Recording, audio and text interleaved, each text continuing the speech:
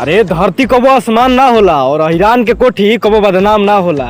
अरे धरती कबो आसमान ना होला और अहिरान के कोठी कबो बदनाम ना होला।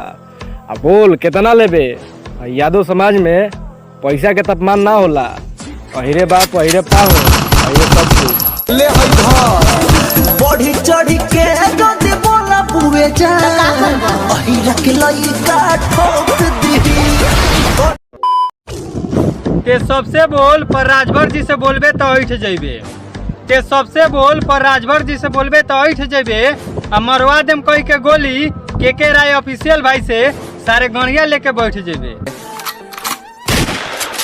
जब 16 साल का था खलनायक देख ली रहा उससे दिन तक। अरे की माफिया उखबे चाहे बाहुबली, अरे कि माफिया उखबे चाहे बाहुबली, अहिरान बानी हमारे सामने तो रंगदारी ना चली। केहू के न दाल गोली ओ हीरोन के रात चली।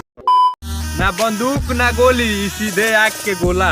ना बंदूक ना गोली सीधे आग के गोला हो। जो सोच समझ के पैर रखिए रे बेटा, ई राजभर टोला हो। अरे दे बजान से तो सन से मोरे रंगदारी कोरी ले रंगदारी। तोरा टोला में जाए से हमरा पे लागल बा बैन कि तोरा टोला में जाए से हमरा पे लागल बा बैन। आ ते का मरबे रे सार हमरा के तो दीदिया हो गई बा यादव जी के फैन।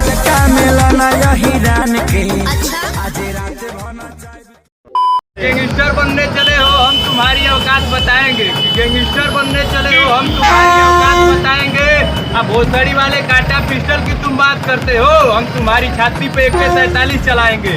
मारे दे बजान से तो सन से मोरे रंगदारी कोरी ले रंगदारी।